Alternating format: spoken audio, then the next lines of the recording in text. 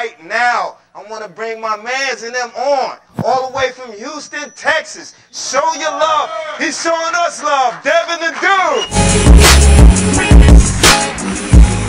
Hey, one thing for sure, man. Messing with Devin The Dude, you gonna want to light something up, man. You gonna want to light something up, man. You can roll to his music though, right? You on the whip, you can just roll, man. Good looking. Hold on, what I want to know is that by design, man? Pretty much, you know what I'm saying? Pretty much. I think it's brilliant, man.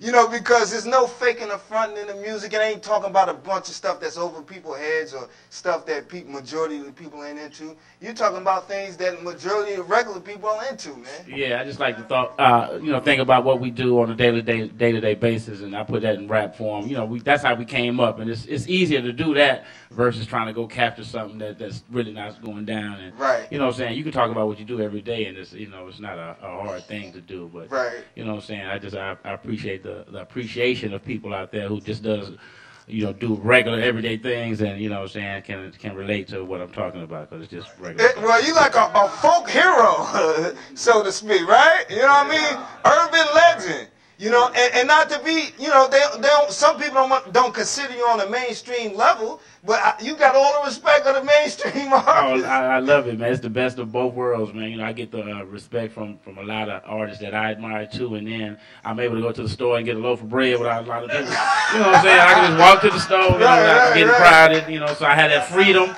Right. And then I had the respect too, so I love it, man. Right. Now you started off in other elements of hip hop like breakdancing. Yes, sir. Yes, sir. Man, tell me about, is that important to to have knowledge of the history of everything of course, like that? Of course. It's just as much as you got to have a knowledge about DJing, graffiti, and everything that hip hop, is that forms hip hop. Right. You know what I'm saying? So it's a lot of things that even doing interviews and doing what you're doing. Right. Then a lot of that goes back to Run DMC and Beastie Boys. They would never have a break without something like this happening. Right. What's happening. Right, real talk. Now that's real talk. Now you first came in the game like the early '90s. Yes, sir. And you're still relevant today.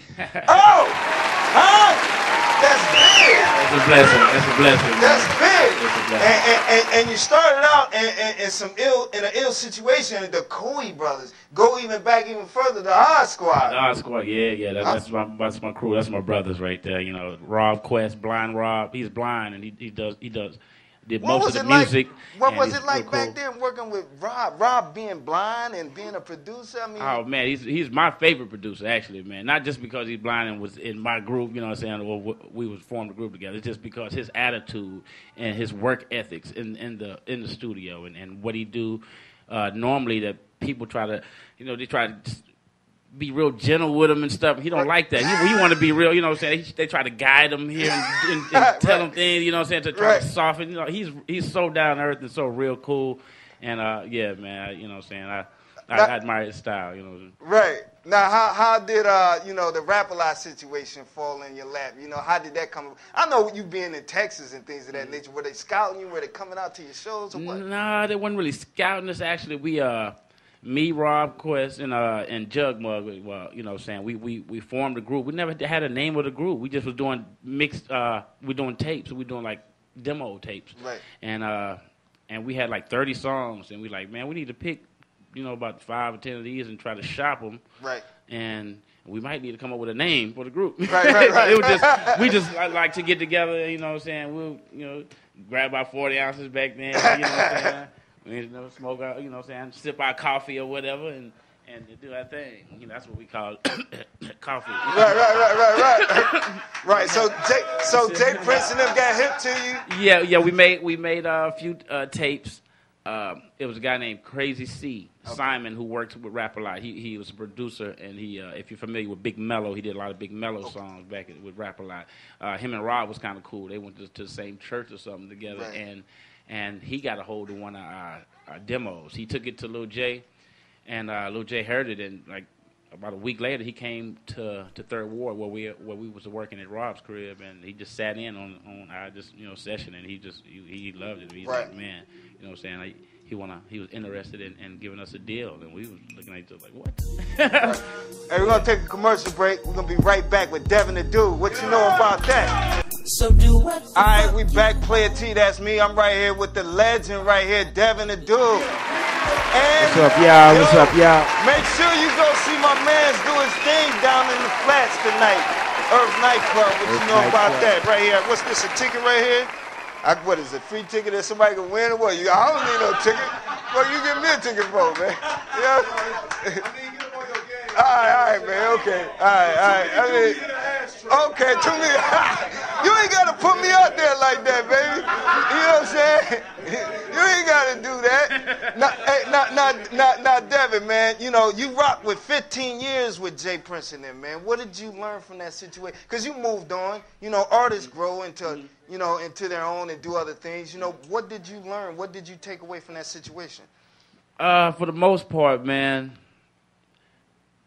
just all rounded, every aspect, from touring to contractual stuff. You know, working with people in a business, a black-owned business, working with people and getting along with people, knowing how order is. RapALot actually, they made pretty much the blueprint on the independent rap company, pretty much. And you was there from the beginning right. to experience that. I was just absorbing it, you know what I'm saying? You heard a lot of stuff, good and bad, about RapALot. Right. And a lot of bad stuff that I heard people, you know, was out there talking about, I was like, no, that's really not how it is, you know what I'm saying? Right. And a lot of good stuff I heard about, man, you know what I'm saying? Like, well, you know what I'm saying? There's a lot of good and bad goes with it when you're out there on the road traveling and everything. Right. So you got to be kind of careful. You got to have a family unit.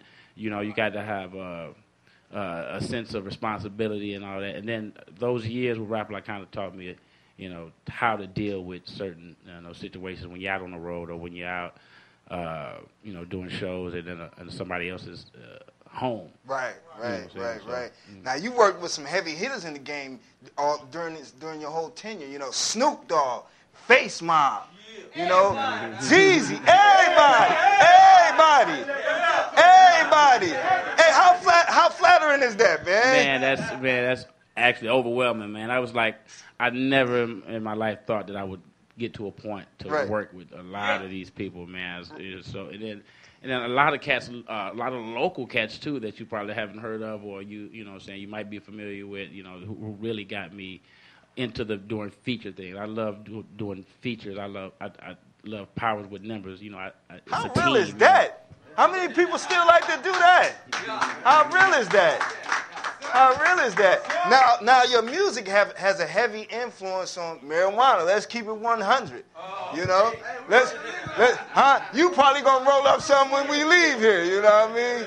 Yeah, I know you. You know what I mean? You know, but it has a heavy influence on your music, man. Has the whole culture of, like, you know, with people wanting to legalize marijuana, has that whole culture been like a boost to your career? During times like 420. Yeah. April 20th, I will probably have a job every year. Now what I heard, hold on. What I heard was, like, when you first started smoking, you were probably like, you know, around like in the 13 years old, in the 7th grade. You know what I mean? You know, and then, you know, it's just stuck with you. You know what? You was at a skating rink? No, actually, we was out. Not yet. I eventually made it to the skating rink, and that's when, you know, that's the miniature club. You know what I mean? Right. Hunching on the wall and all that in the back with, you know, little girlfriend. I was smoking.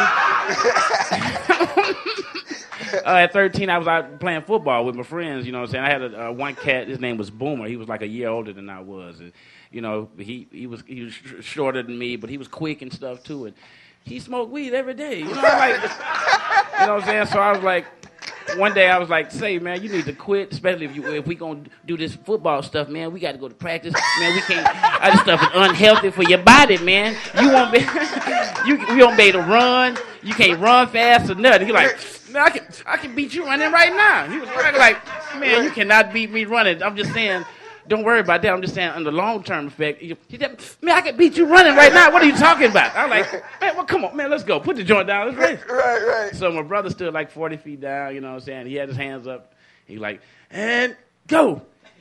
He got up and I took off in front of him. Right. And I knew I had him, I knew I had him. Right. But all of a sudden, you just see this little guy with smoke going right past me. I'm like, hey, man, he got me. I'm like, let me hit that.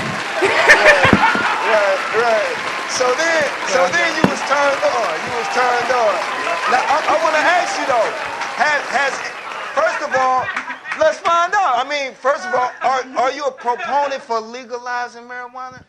Yes, especially decriminalizing, because like in Texas, you get, a doobie found or a little joint or whatever in your car, you get a whole bunch of time, okay, Texas, money. I probably won't be there, but I shoot through, I show love, my underground kings in them, what I mean? I shoot through, So you support the decriminalization of it. Of course. Have you ever been approached by big wigs or anybody say, hey man, we want you to we'll sponsor you, or you sponsor us, we want you to get down on this right here? I probably would if I was in any other state, maybe. But right. Texas it's really hard. It's pretty much like a country within a country, man. It's kind of hard.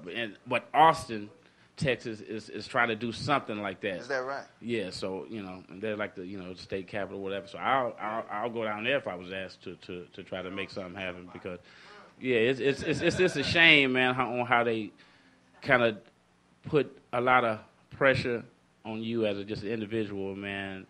Just trying to live day to day with and something simple as grass, something really that's helpful for you, actually, if anything, you know what I'm saying? Right. It's way more health benefits than it is. There's nothing really wrong. You can't overdose off of marijuana. You can't do, there's no way you can. So it's like one day they'll probably open their eyes and try to, if they can tax it, find a way to tax it and make a lot of money off of it, without certain individuals making their money off of it, they will, but they can't really tax it because you can grow it in the backyard or whatever. And you can just do it. You don't have to have no cigarette plant or manufacturing thing to do marijuana. You don't need no tobacco people telling you how to wrap it, ship it. No, that's crazy. Right. So once they, I guess once Texas realized how beneficial it could be, as far as that. And they can stop making their money off building penitentiaries. Right. You know what I'm saying? With all that land. And use that land to grow some weed with. Now, I know Devin got to go. You're going to rock out at the Earth in the Flats tonight. Oh, yeah. So what's up with... You going to rock all them hits? You going to rock the hits down there? I definitely got to take it back old school, man. A couple old school hits. I got to. Much love, Playa T. Give it up. Devin The Dude. Playa T, that's much me. Love, Cleveland. Love y'all. Oh, give it up, y'all. Yeah. Man-made things to be. You gotta